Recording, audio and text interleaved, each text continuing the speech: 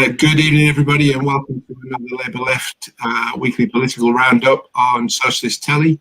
I'm Steve. I'm joined by Bonnie and Damo from Socialist Telly as well. And what a week it's been, especially in the main political show in town at the moment, which is the Unite General Secretary election. But Damo, I'm going to let you lead in on that one. Well, last night was something, wasn't it? We kind of already knew this day was coming. Howard Beckett was doing too well. He's passed that 300 branch nomination, blowing the threshold out of the water. So naturally, the smear campaign cranks up, and didn't it just? He's doing too well. This wasn't supposed to happen. Why are people looking at him and not the candidate we like? These are the sort of comments you might be expecting the Labour right or the mainstream media to be coming out of. And it's little wonder that they're terrified of him when the BBC is stuffed to the gills with Tories running the place essentially now. The Labour careerists interfering in a trade union contest, forgetting that Labour is part of trade unionism, forgetting their place, fearing cuts to their little gravy train where Beckett refuses to waste Unite members' dues on a party not representing them. And then, of course, there's the Murdoch media who, faced with the prospect of a trade union-run television station, Unite TV, calling out the nonsense they've got away with for decades, unravelling the spin and presenting people with cold, unvarnished facts. Well, it was just a matter of time, wasn't it? Like I said, we knew it was coming. That's why I agreed when I was asked to give Beckett a grilling on Socialist Telly to put any allegations made about him straight to him and for him to answer them all. And he did just that. It's there for all to see still on our YouTube channel. He was the only candidate to accept a hustings place. So, of course, on your show, Steve, even when alternative hosts were offered, if they were worried that bias might be an issue for them, they didn't show. It's only Howard that engages with this directly with a manifesto plan to actually make a difference, not just to members, but to society as a whole. And the claim is, which Newsnight put out last night, apparently concerning emails regarding that bastion of Blairism, Sandwell in the West Midlands, the allegations that Beckett was involved in financing an attempt to weaken the hold on Sandwell Council by figures on the right, but there were no payments made. There's no story in it. That's it. That's end of. But for the people who went on Newsnight last night, who were determined to push this was all they had to latch onto, essentially, to derail Beckett's campaign. Bloody Tom Watson has apparently been bombarding Beckett with text messages, and Margaret Hodges reported the matter to the police. But reported what, essentially? Because there's nothing to report. There is no story here. There's nothing to be involved in. And the simple fact of the matter is Beckett scares the living daylights out of this lot, and for good reason. He won't put up with them. And that's why he needs your backing, and he needs ours, and he needs your votes, and he needs ours. So feck the lot of them and vote Beckett. What did you make of Newsnight last night, folks? I was so pleased to see it. It was fantastic. We saw from Howard the best that we can get from any trade union leader. He was absolutely spot on. He took no nonsense from the interrogation that he was subjected to, which incidentally was completely unfair because grandees that might like to call themselves that anyway, of Tom Watson and Margaret Hodge getting pre-recorded interviews to basically attack Howard, followed by a 2-on-1 assault from Siobhan McDonough and the presenter of Newsnight. But he held his own. Absolutely.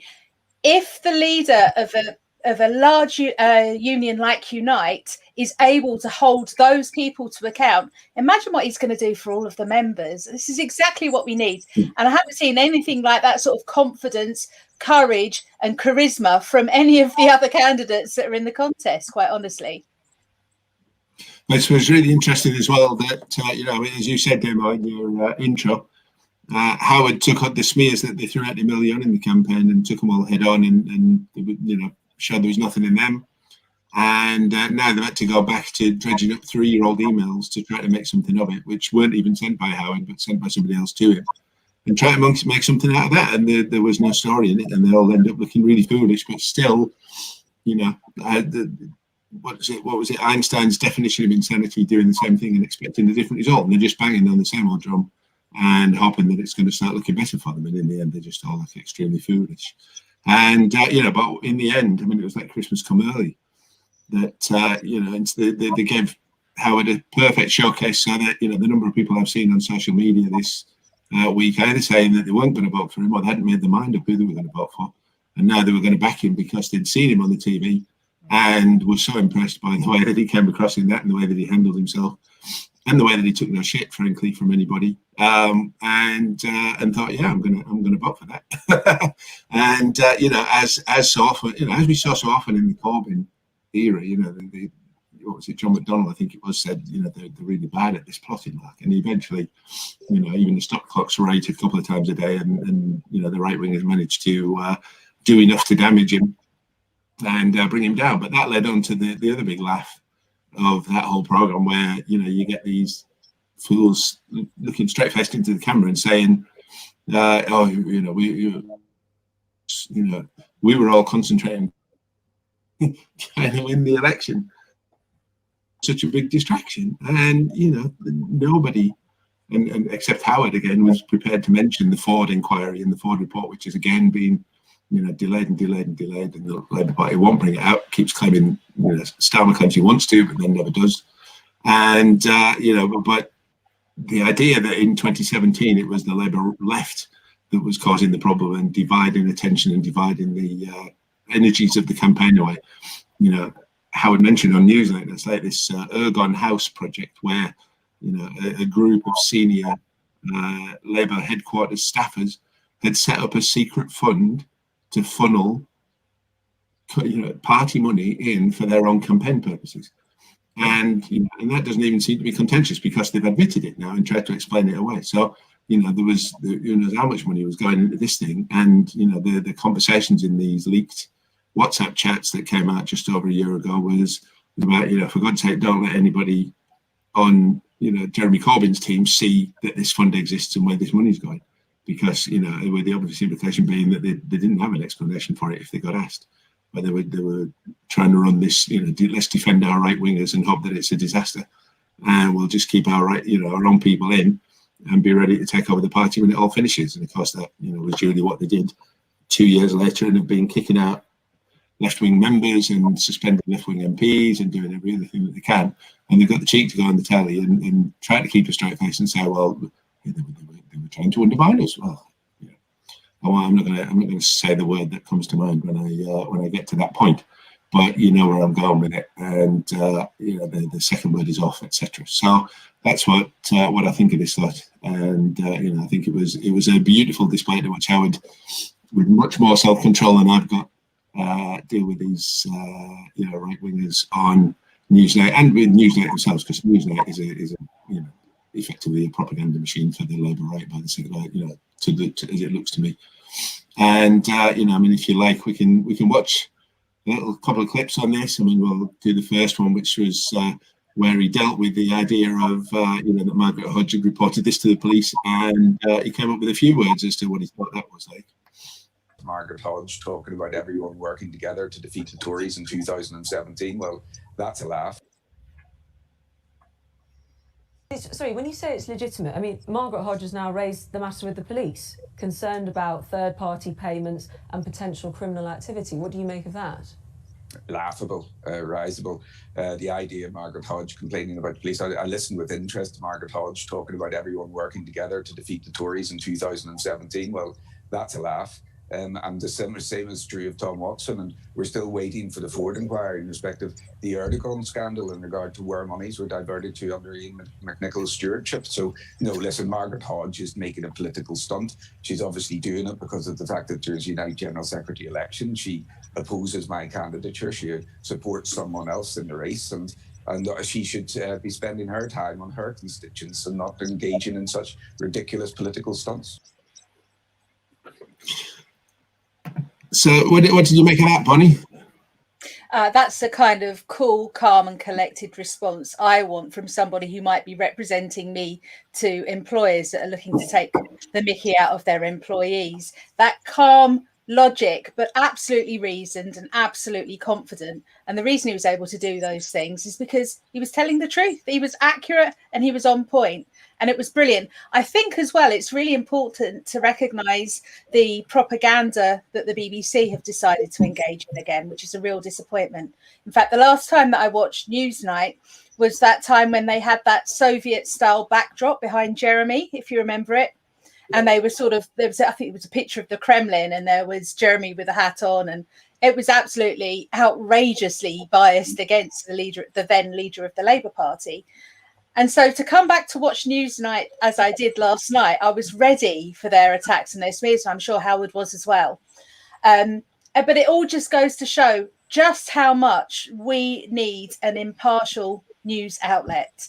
Socialist Telly, obviously, we work really hard to make sure people get to hear the other side of the story and avoid the spin to the right from the BBC and the other establishment broadcasters. Obviously, if Howard wins this contest, we will get Unite TV as well, which is just a really good way to make sure that our message is sent out there unadulterated for people to listen to and hear the truth. So, yeah, it showed the BBC up once again as well. The whole setup of the interview was unfair, biased against Howard and set up to try and make him trip over himself or fail. But despite the fact that he was able to make the case for all the points he was making in that interview, they carried on trying to attack him. They carried on throwing accusations around. In fact, it got to the point where he had to issue a fairly stark warning to Siobhan McDonough, who is an MP quite close to me, actually, in the next door constituency. And it was very good as well to see him prepared to offer that warning to Siobhan. People need to really seriously think about what they're saying in such interviews. Demo? Yeah, it was cool, calm, and collected, wasn't it? He just laid out the facts, straight talking, no flowery language, and he just spoke straight. And it was easy for him to do because he was just speaking the truth.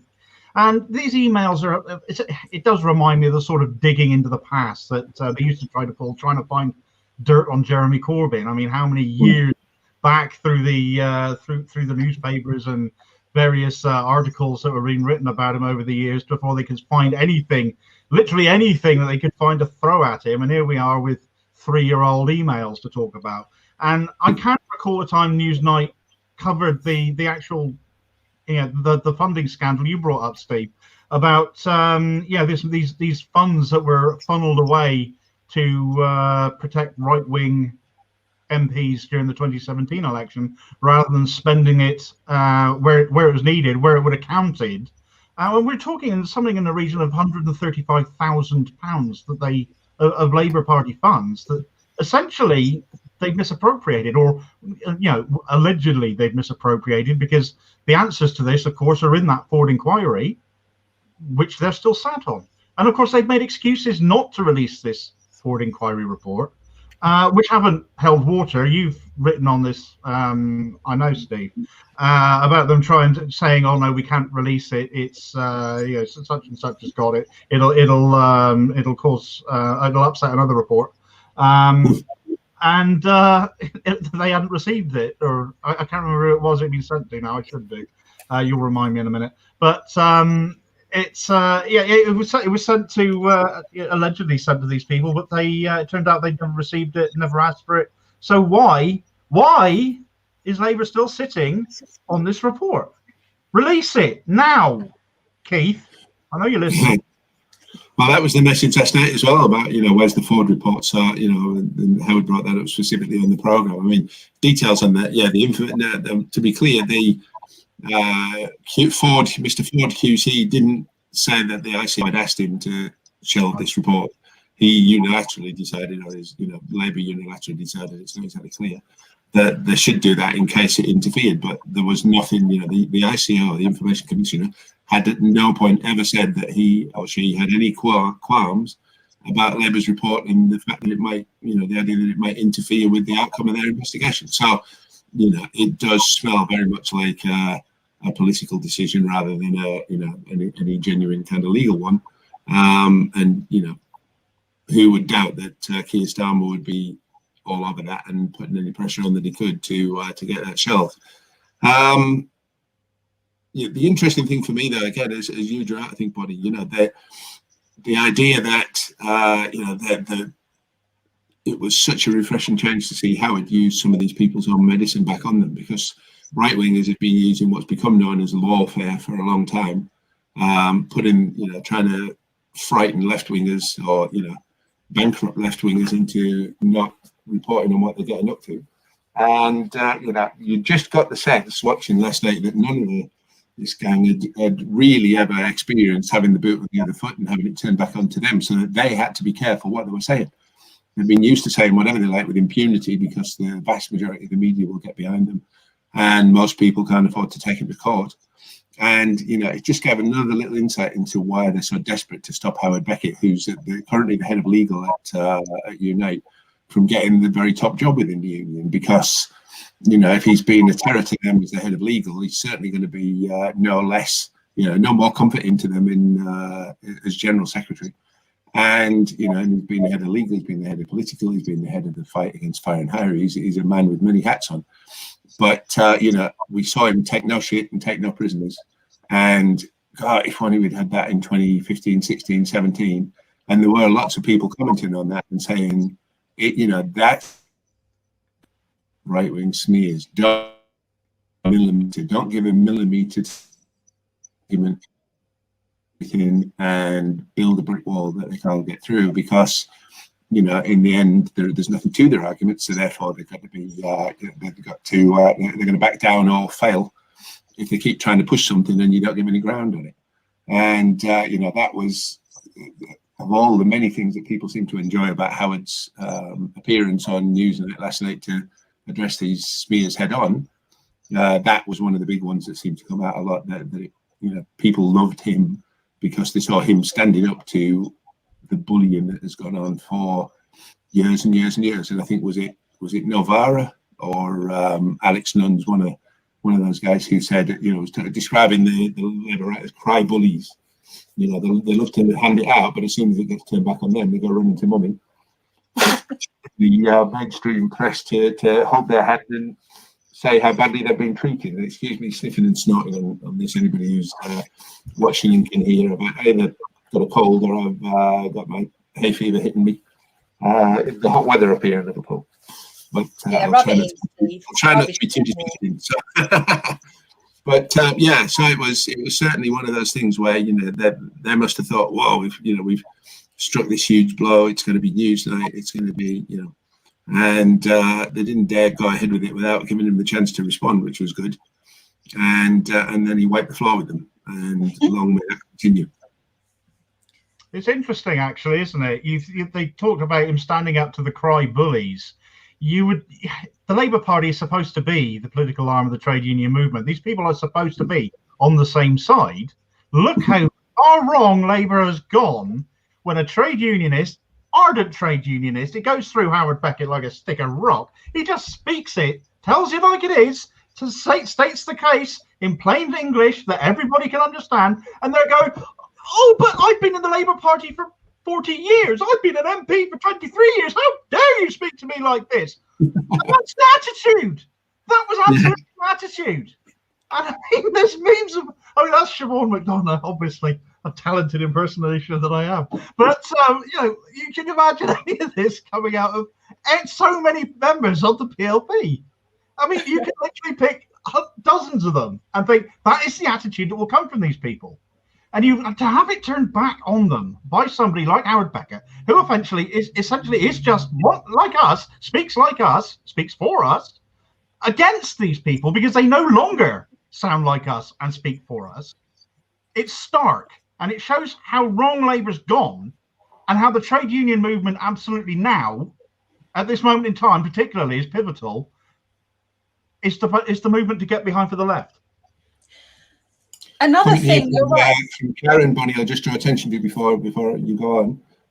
Karen here, we feel hope again. Vote Beckett. And, you know, that word hope was one that I saw coming up over and over and over again in people's social media comments on this. That to see somebody in there who's, you know, not only prepared but well able to stand up and fight when these ridiculous attacks come in, gave people hope, and that's I think, you know, as big a gift that you can give to people as anything. But sorry for interrupting you.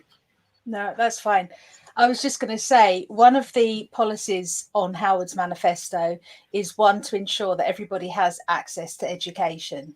Now, I don't know if Siobhan McDonough or any of the other people involved in that hatchet job or attempted hatchet job last night are members of Unite the Union, but I think they possibly would benefit from some of the political education they might be able to obtain from our union. For instance, Siobhan McDonough doesn't seem to understand, as you pointed out, Damo, that the Labour Party's job is there to represent the voice of the trade unions and the working class. They seem to think that they can put their hands out asking for money from the political funds of trade unions. And incidentally, as when they were in government, they did nothing to ensure that the political funds would carry on. And with all the anti-trade union laws that have gone in place to try and make unions gathering those political funds harder, we've heard no noise whatsoever about that from the Labour Party. They're quite happy to take the money.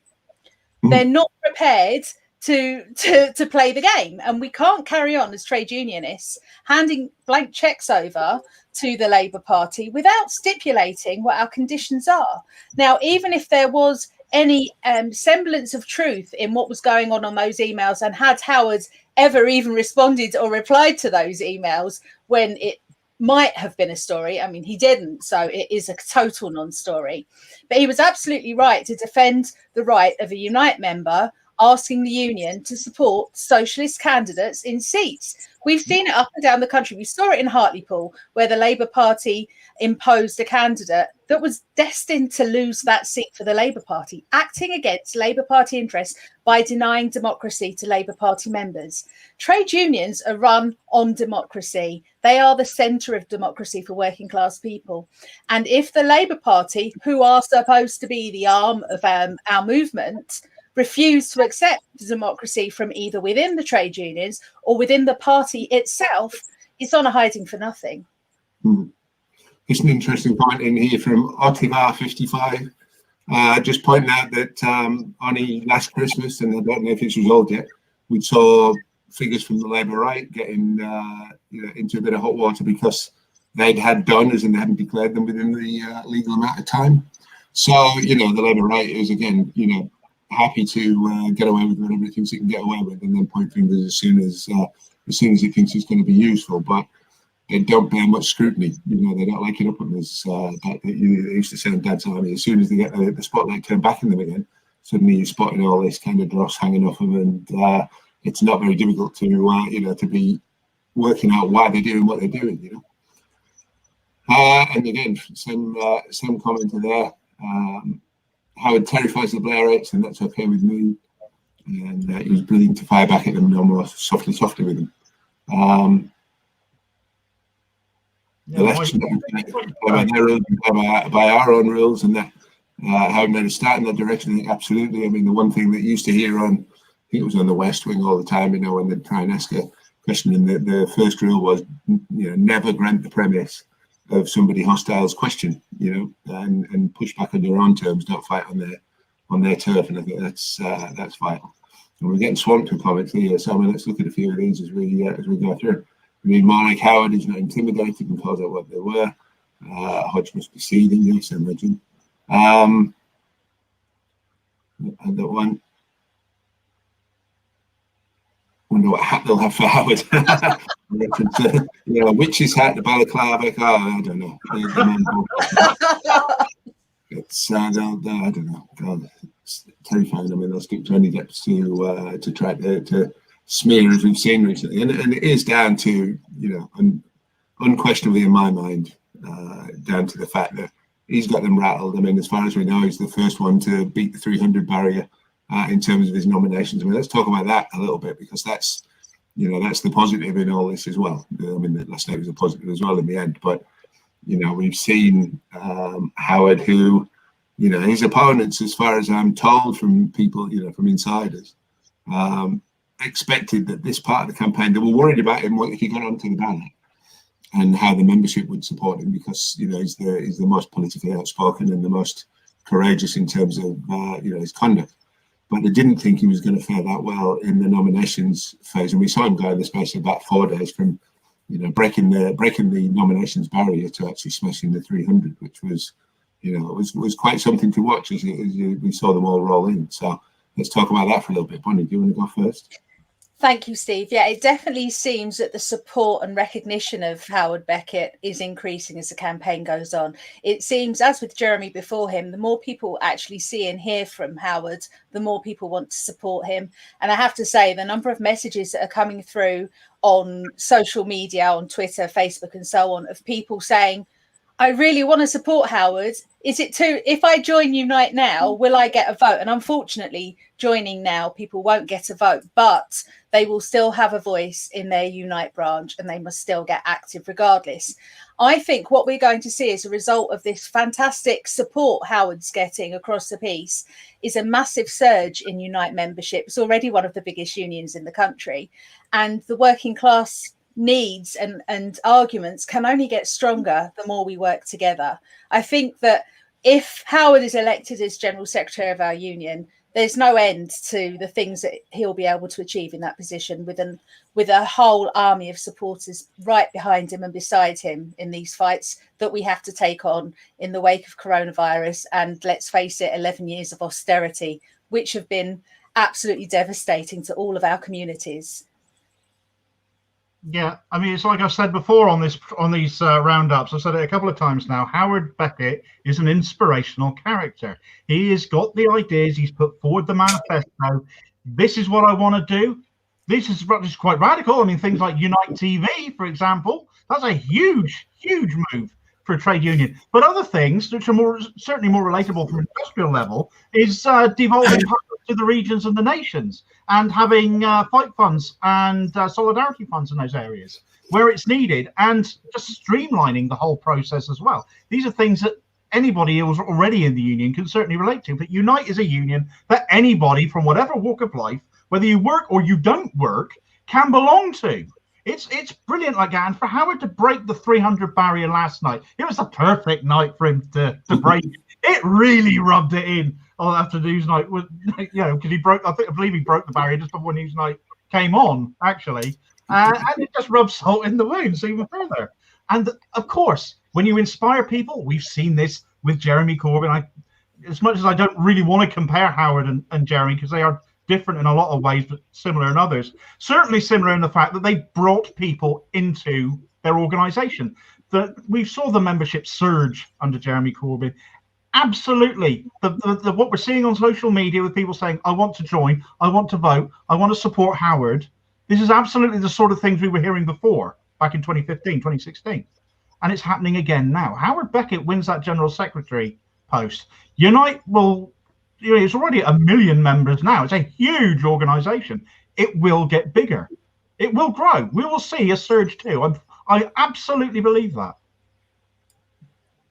Yes, and that, I mean, if nothing else, the events last night were certainly an illustration of to why we need Unite TV and how important that all is, because we've seen not just that, it wasn't just Newsnight. I mean, the other, there appeared to be an attempt to get a bit of a pincer movement going on, but you just think, what the hell goes on in the minds of these people, these right wingers who think that they can. Well, I mean, the Daily Mail, I think it was, they launched an attack on Howard Beckett for wanting to use nuclear weapons, part of the nuclear weapons money to build campsites for Gypsy Roma traveller people. Mm. And to them, that was an insult. That was a bad thing. And you think, well, and apart from anything, I mean, the GRT people get treated absolutely horrendously. It's in a lot of people's minds, it's still acceptable to be racist and biased towards them. I mean, we saw Labour Party leaflets getting handed out only a month or so ago that were specifically targeting GRT people and trying to kind of appeal to the racist instincts of local residents. The Gypsy people are a pest. Mm. But where people attack the Gypsy people, a lot of times they'll throw at them that they're camping somewhere that they shouldn't do. Well, how on earth are they going to camp somewhere that they should do if there's nowhere for them to bloody camp? That's right. And so Howard wants to build them some campsites, and then he gets attacked for that. And it really does. What was it? Somebody posted a cartoon last night that said, it's the scum that the kind of the dross and the dregs that stick to the bottom of the barrel. So if you're scraping that, that's you probably are where you belong. And some of these attacks on people, do they just assume that the working class who they think they're trying to target are all of this racist mindset? I'm working class, and I know tons of working class people, and there's barely a racist among any of them. And the ones, the very few that are, just soon get ostracized by everybody else and don't get much of a hearing. And that's just part of the class, because we stick together. We judge by class and character. We don't judge by skin color. And and the idea that these Oxbridge educated kind of private school people who are now and almost entirely white and largely male, who are inhabiting the leader's office in the Labour Party, think that if you're going to be you want to appeal to working class people, especially northern working class people, shag a flag and abuse some foreigners, and you'll be to borrow Howard's or to adapt Howard's campaign phrase, fake off. If that's the way you think that we are, I want nothing to do with you. And and a lot of that, I'm sure, has to do with why Labour is bombing so badly now. On top of the Brexit issue, which Stam was also guilty for, but this whole idea that they just feel condescended to and talked down to all the time, it's an absolute disgrace. And it's supposed to be the party of people like that, and it's being run by people who have no clue, wouldn't know what to do with the working class if you put them on the backside. They've got no familiarity with what it's like to be working class. They don't have any idea what it's like to be, grow up on an estate, for example, or grow up as a person of color in this country, or a GRT person in this country. They're all Oxbridge educated, as you say. And I'm reminded actually of the Simon Baker video where Guy Mitchell featured in, where he made the point very, very well, actually, that he has more in common with a Jamaican brickie than anybody in Parliament. Any of these people that are supposedly representing us, they're supposed to be representatives of us, and in no way are they representative. They have not the slightest clue what it's like to live an ordinary life. They never have. They completely have. Yeah, Guy Matthews, I think you meant, because wasn't Guy Mitchell on? Guy Matthews, beg your pardon. Yeah, I mean, talk about somebody that we would love to have in Parliament who could actually put, be another Dennis Skinner or somebody. He would be, he would put the terrors into that lot without any question, really. So, I mean, that's Howard on 300 nominations. As far as we can tell, he's the only one who's broken or got near that level, because you would imagine that the others would be making a song and dance about it if they had. Steve Turner's now declared himself across the boundary and into the race. It seems to have been I think he's only thanked about 105 people for nominations, but his campaigner claiming that he's over the line now. Right winger seems to be well back, but there's another few days to go in the contest. We'll see what happens. Been very interesting, for example, with some of the nominations that Howard's had, where he's taken strong, not just narrow results, but romped home in some cases in right in the backdoor areas. No, sorry, that comes across wrong. Right in the back gardens of the people who didn't mean that. Right in the back gardens of his rivals, where he's taking, he's taking a ton of transport sector nominations, and one of his rivals is a bus, former bus driver. He's taken a ton in the supposedly right-dominated West Midlands. And we saw him, just last week or this week rather, take a massive result in West London Community, huge branch, and he won it at a canter. And you've got to assume that a lot of that was because the fact that when they tried to organise a hustings at that branch, left, non-right to turn up, Howard was the only one who was game for it, and everybody else ducked it and would only agree to do a one-to-one Q&A session. That kind of, like we saw last night with the thing, the kind of courage to stand up there and say what you stand for and stand for what you believe in wins people over, wins people's respect, wins people's trust. And it seems to have been absent or very, very low profile in the campaigns of his rivals. So lots of people have said, and I think we've had a few comments on the programme, the comments on the programme here, to similar effect about, I don't know who the other candidates are or what they look like or what they stand for, etc. And it's like the Starmer situation in that sense, as in a lot of people just don't have a clue who he is, what he's about. I suspect that what he stands, they don't know what he stands for because he doesn't. want to say what he stands for either, but you know, you've got to put yourself out there and let people see who you're asking them to put the trust in, because you know, that's what you're asking them to do, essentially. Definitely. I mean, I think another thing that's important is Howard's not only saying the right things and the things that we need as socialists to hear, he's got that track record of achieving those things, winning disputes like the Birmingham bins dispute, and securing wins for British Airways cargo staff and so on. He's got the background where he can prove he's got all these things on his CV. And we know that that's why he's able to speak so confidently on all the questions that are aimed at him in environments that may not always be supportive of him, such as Newsnight, or maybe at Hustings branches that we weren't expecting to support him, but were so impressed by what he was able to demonstrate to them, they voted for him. I mean, it's just phenomenal. Yeah, I mean, as you said, he's got the he is the broad spectrum candidate. I think he's got the political experience, sitting on Labour's NEC as he does, and obviously being the Assistant General Secretary for political and legal within Unite the Union. Obviously, it's the legal side of it as well, because he is a solicitor by trade, and he's won all these massive court victories as well. The one that I suspect a lot of people may know of best, or the one he may be most proud of, I suppose, is the one he was told he would never win, which was the Vistian one. He was told he would never. There was no hope of a legal victory there, and he proved them all wrong, because he absolutely won that case, and he's continued on in that vein as he goes. And of course, there's the industrial side of it as well. There's Birmingham bins. He was out there on the picket line with these men, day after day, week after week. His social media is full of covering all the different actions and showing solidarity to people who are, particularly at the moment with fire and rehire, that are battling that in their workplaces. I know Weetabix and Hovis have been ones that he's mentioned recently, and it's always about what's going on in the union, who is doing what. I'm going to give them a platform. And I think this is where Unite TV comes into it as well, because people don't know about what's going on in workplaces. People don't know about employers being awful to their employees. And this is how they get away with it, because it's not deemed newsworthy by anybody. But actually, with fire and rehire, it proves that if one company can get away with something, then loads of them try it.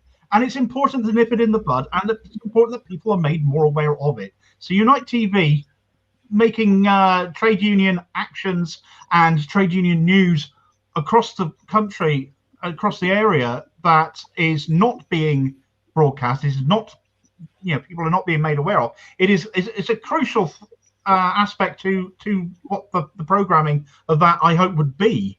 That he will highlight the cause of trade unionism, so that people no longer believe it's this awful, oh, they just want to go on strike, oh, they're just awful to employers, oh, they're damaging to the economy, aren't trade unions terrible? No, they're there to protect your rights at work. That's why they exist, and that's what they're going to. And to be able to put out their own content will change that narrative, and people will start to see trade unions in a different light, as I think they already are now.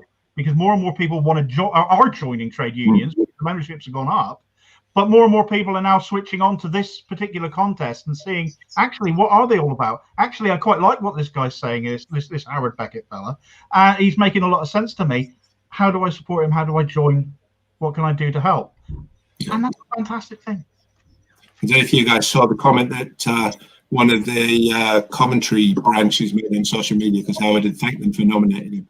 And they responded to that tweet, and I don't know the details of what their situation and what their dispute was, but sounds like it was pretty serious. And they said, we appealed for help and you came. And I think that's the key thing, because his opponents are trying to make out as though, because he's very active on legal and political, that somehow negates or deducts from what he does on the industrial side. But the fact is, all those things work together. And there are industrial victories that get won because the legal or the PR or the political pressure is are brought to bear on those as well as the kind of direct things like picketing or workplace leverage or whatever.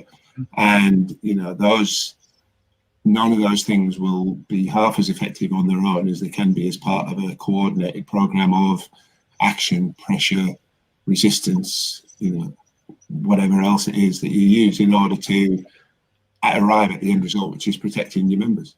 And in the process of doing that, you do good for society as well.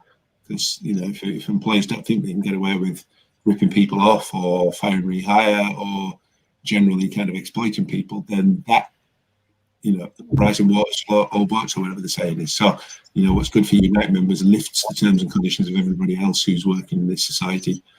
At the same time, because other employers won't keep their people if there are better terms and conditions to be had elsewhere, which of course is why all of them are trying to drive down working conditions everywhere, because that allows them all to benefit, because they can say, well, you've got a job, where else are you going to go? Well, you know what, I'm going to join Unite and go and work somewhere that's a Unite representative workplace. That's what I'm going to do.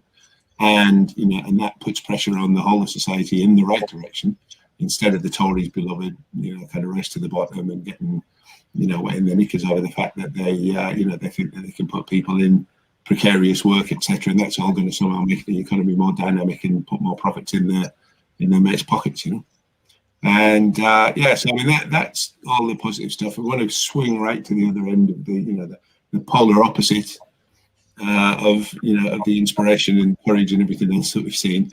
We've also seen Keir Starmer get a bit of a shade thrown on him by a computer gaming company or game design or whatever else it was, where we saw that somebody spotted that and again, it's a niche area of interest, no doubt, but a bus simulation game apparently exists, and on this bus simulation game, on the bus, one of the bus stops in this game, was a poster of Keir Starmer being offered as the Wish.com, which I guess is the kind of online version of parent shop shopping. I don't know. I mean, I don't shop now, so I'm not familiar with it. But a Wish.com budget Boris Johnson. On your very own Boris Johnson, there was a picture of Keir Starmer, and it was I have to say genius, because it's so apt as well. They were wanting $3 for him, weren't they? $3, yeah, that's it. So not quite a pound shop then, but $dollars. Yeah, well, it was dollars, yeah, Hong Kong dollars. I don't know where. I think that's about 20p.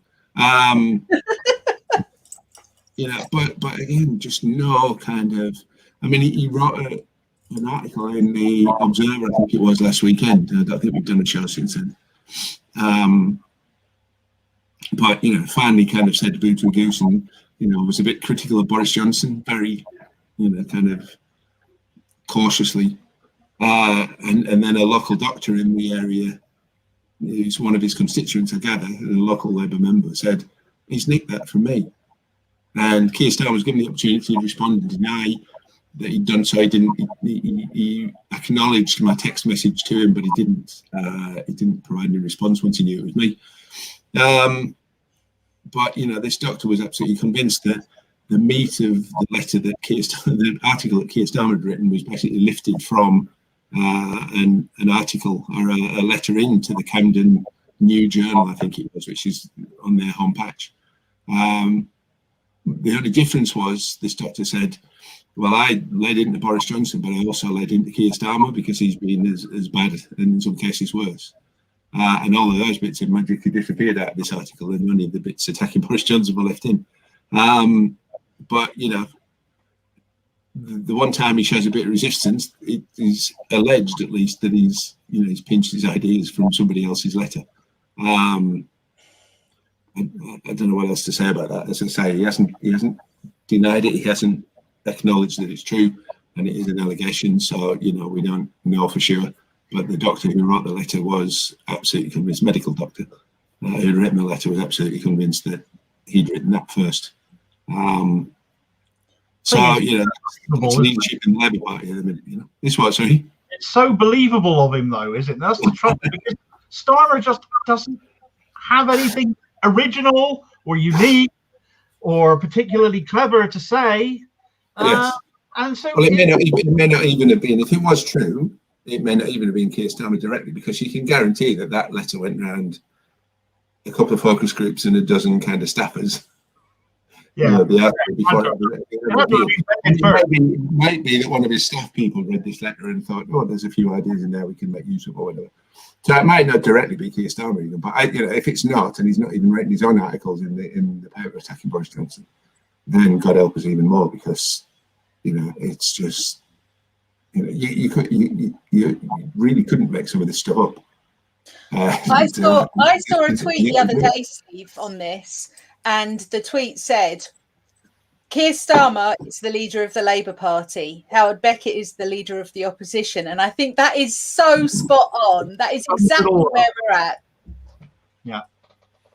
Yeah, belongs on that's probably as good a note as any to end on. If we had any of the good comments in there, well, people accusing Keir Starmer of fooling them and fooling people to become Labour leader, and that being an unbelievable story. I mean, it has to be said, I think he's broken.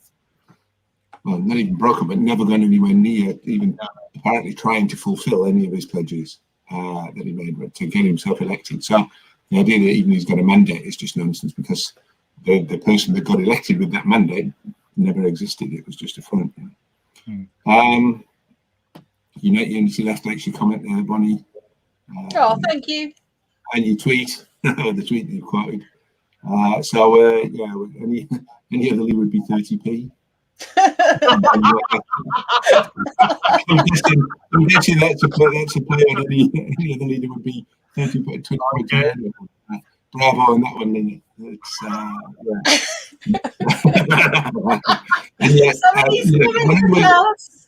we're laughing because you have to, but it's a bleak situation. Yeah, and that's not very entertaining. The aspect is we've seen them select this candidate now, Jo Cox's sister, to I think last time we talked. She's a fairly disastrous candidacy so far. But I don't think anybody can seriously question that Starmer's and his team's interest in having Kim Ledbetter as the candidate is the fact that she is Jo Cox's sister, and they hope that is someone going to, whether through sentiment or guilt or whatever else, persuade people to vote. And maybe they'll scrape through and get away with it, but the signs are not looking good. And let's spend the last couple of minutes of the show and just talk about if he loses in Batley and Spen, is he going to try and just brazen it out? I mean, they haven't got anybody else to put up. He will. I don't think he's got it in him to resign. I don't think the focus groups will let him. I don't think the Parliamentary Labour Party will let him. I think who else have they got to put up that would frankly be any better? But he should have gone after Hartlepool. Hartlepool was a seat that Labour had never not held since it was created. He should have gone then. We've got Jo Cox's sister, Kim Ledbetter, standing now for Batley and Spen. However, she's been in the party for a month, something like that. So they've bent the rules surrounding length of membership to put her up as the candidate. But they bypassed the experienced councillors to put her in. I think there were other candidates as well from outside the area that have been the members for a much longer time. So the only way you can really look at this, and I really don't want to run Kim Ledbetter down particularly as a person, because I really don't know her, don't know much about her, which might not be a good thing given social media's out there. Kim, you should be building your platform a bit, but it just smacks of playing the emotional blackmail card, because she's Jo Cox's sister, because this was Jo Cox's seat. Let's see if we can win by tugging on people's heartstrings, and that's a despicable thing to have. It's a despicable thing. It's a horrible thing to think of the Labour Party leadership, but sadly, it's entirely believable and in keeping with the kind of tactics that they've exhibited before. There's no depth they won't seem to stoop to, and. Yes, absolutely. I mean, he didn't resign after Hartlepool. He absolutely has to go one way or another if he loses Batley and Spen. We saw the situation in early 2017 where there was 2 by-elections on, and everybody, the media, the Labour right, everybody else said, if Jeremy Corbyn loses these by-elections, he must go. And I don't think anybody thinks that Keir Starmer is remotely close to doing what Corbyn did in terms of turning around the party's fortunes, because the more people saw Corbyn, the more they liked him. Yeah. The more people see Keir Starmer, the lower the voting, the polling goes. So he ain't going to do it. But when we had the 2 by-elections, the Labour right again interfered in the selections, as far as can be told, and put in two really dire candidates, probably again not really wanting to win because they thought if we lose, that's going to be, and with the efforts of Corbyn supporters massively flooding into these areas, they lost one and they managed to win the other one. And and he lived to fight on and get into the general election campaign that came just after, and and smash everybody's expectations and smash Theresa May's majority. That's getting written out of history every time that the Labour right goes anywhere near the telly, or even supposedly neutral commentators. But he's got to live or die by the same standards Keir Starmer, politically speaking. So if he's lost one, if he loses this next one, who's going to take him seriously? I mean, I wouldn't put it past him to cling on, but who's going to take him seriously? Is even the Labour right going to start trying to sharpen their knives up ready? Well, reportedly they already are, to try and dispatch him if they do lose. But what was it Lynette put in there about any of the league would be 30p? We'd see if Keir Starmer's $3 Hong Kong dollar price, makes him worth about 5 pence. Then who else are they going to? They haven't got anybody else even any more credible than that. And so the left's got to get ready and get their challenge in. But if the plan is to somehow end the Labour Party, you've got to say they're being quite efficient about it, because in the space of a year, they've gone from the credibility of Jeremy Corbyn, which they now pretend doesn't exist, to the state that we're in now, which they try to pretend is something better. Let's end on a positive note. I've got another video here queued up, which, if I've picked the right one, is going to be Howard Beckett warning the Labour right that they better mind their tongues when they go on national telly and start throwing these smears around, because they're not dealing with somebody who's going to roll over and just take them. And on that note, then we'll end the programme. And just quickly say thank you to everybody who's watched us. Thank you, especially if you've participated through the comments. It's been great to see those come in. Thank you for bearing with us. If you're watching us on catch up, thank you, vote Beckett, absolutely. If you're watching us on catch up, then thank you again for that. Do share the content, do subscribe, click the notification bell and all the other palaver, and make sure that you find out what we're doing. And we'll see you again sometime over the next couple of days and into next week. So we'll run out with this video and have a great weekend.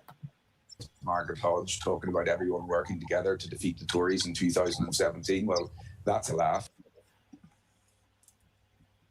Sorry, when you say Margaret Hodge has now raised the matter with the police, concerned about third-party payment.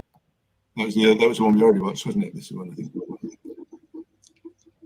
Your language and others' language in the programme is simply, as I said before, hypocrisy, given what went on in 2017. I don't know your experience, Siobhan, with the trade union movement, but I can tell you this in regard to the trade union movement. We do not back away from our principles, and we do not back away from saying it whenever Labour MPs are not reflecting those principles. I'm sorry, Mr. Beckett, you can have whatever principles you like, but you only get to do what you do because your members pay their subs. And I think they pay their subs for you to represent them, to give them advice when they need it, and to help them train. I don't think they want to pay for you to organise in 59 constituencies, influence councillors' selections, remove councillors, remove MPs, and on top of that, remove the General Secretary and somebody called John Stolliday. And I don't know if you know John Stolliday, but he is a Labour Party lifer. He's worked in the party his whole life. He's not stood for election. He's not gone for a major job. He's worked his way up. And when he was forced out of the Labour Party, there was a standing ovation from every member of staff in the building. And this man seems to think that it's absolutely legitimate to get him sacked. Very, very briefly, if you may. Well, it's extraordinary that it should be brief. Well, no, we've had a long to and fro, you and I suppose we just a quick response, please. As I say, Siobhan, I don't know your relationship with the trade union movement, but let me just give you a little bit of history in respect of it. The Labour Party was set up by the trade union movement. Are we having a bit of mansplaining? Is this mansplaining, Mr. Beckett? I've been in the Labour Party for 40 years. I've been an MP for 23 years, and I have been a member of the GMB for 30 years. So I really don't need you to lecture me about history. We are at time for this particular discussion. Perhaps you two will talk again. You are both part of the Labour... I doubt it very much, Emma, that we'll talk again. You are because both Siobhan, frankly, is in the wrong party. I was going to say, she does not understand the role of the trade unions in the trade union party, and that's very sad. You're both meant to be... Unfortunately, reflective of a number of people. Wasn't the video that I thought, but you know what, probably worked out even better. So thank you, everybody, and have a good weekend, and keep the faith. And if you're in the Unite Union, well, if you're not in the Unite Union, join. Even though you don't get a vote, it's worth being in. And if you are in and have a vote, then feck it. Vote Beckett. Vote Beckett. See you later, everybody. Thanks for watching.